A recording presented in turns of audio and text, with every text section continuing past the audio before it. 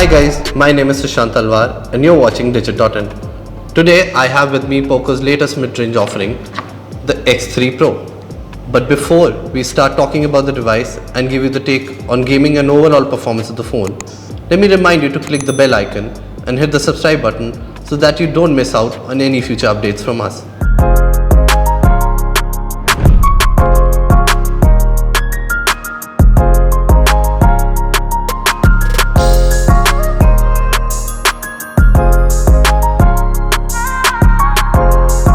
With that out of the way, let's get back to the Poco X3 Pro. To be honest, this new Poco phone is a strange beast. Launched at a starting price of Rs 18,999, it comes fighting against popular offerings from both Realme and Xiaomi. To be specific, we're talking about the Realme 8 Pro and the Redmi Note 10 Pro Max. Both of these are phones that are in the same price bracket as the new Poco phone. This price point also puts it within touching distance of the powerful Mi 10i and the Narzo 30 Pro, both of which are different ends of the price spectrum. Yet despite the strong competition, the Poco X3 Pro attempts to stand out on its own because of its claims of being a beast at gaming. At the core of such claims is the Poco X3 Pro's chipset, the Qualcomm Snapdragon 860 SoC.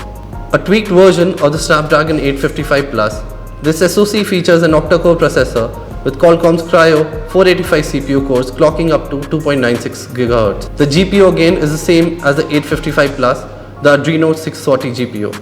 For the Poco X3 Pro, the company has decided to pair this hardware with a minimum of 6GB RAM on the entry variant and 8GB RAM on the top-end variant of the device. The results of this, you ask? Mostly good. As we found out during a review of the device, the Poco X3 Pro handles pretty much all thrown at its way. From apps of daily use and even benchmarks, the Poco X3 Pro does not disappoint. In day-to-day use, this 120Hz refresh rate supporting phone feels snappy, and browsing the internet switching between tabs or even heavy apps is a breeze. However, gaming results were a little surprising. While titles like Call of Duty Mobile, Shadowgun Legends and Asphalt Legends were handled well by the Poco X3 Pro, a trusted Geekbench service exposed the occasional dips in performance, and as a result, the phone received mixed results in the test. With the Geekbench service on, the Poco X3 Pro managed a median FPS of 55 at a stability of 87% for Asphalt 9. Call of Duty Mobile threw up worse results as the median FPS remained high at 59, but the stability dropped to 65%.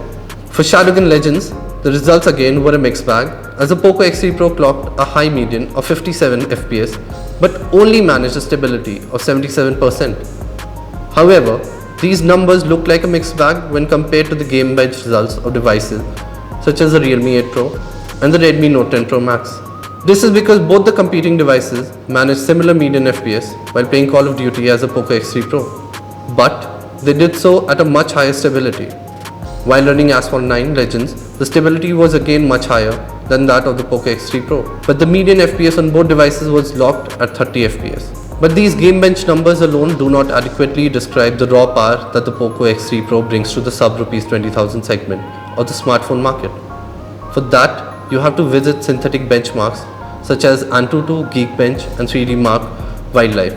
In all three, the Poco X3 Pro managed to hit really high numbers, with its Antutu score of 540329 proving to be around 2 times the respective scores of the Redmi Note 10 Pro Max and the Realme 8 Pro. It was a similar case for Geekbench, where the Poco X3 Pro hit a high single-core score of 759 and a multi-core score of 2651. In 3D Mark Wildlife, the Poco phone managed to hit a score of 3471 points. In comparison, the Redmi and Realme phones only managed to reach scores of 1109 and 1047 points respectively.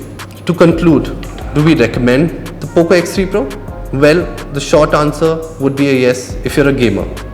For Rs 18,999, this new Poco device brings a lot of power, which is good enough for handling all the demanding games you throw at it. Yes, we did notice some stability issues with the device, but we expect those to be ironed out very soon with future upgrades. After that, what will remain is a very fast phone with not just enough power to handle current generation titles, but also enough headroom to tackle more demanding titles a few years down the line. Now, if you like this video, don't forget to share it with your friends. Also hit the bell icon and click on the subscribe button to make sure you don't miss any of our future videos. Thanks for watching.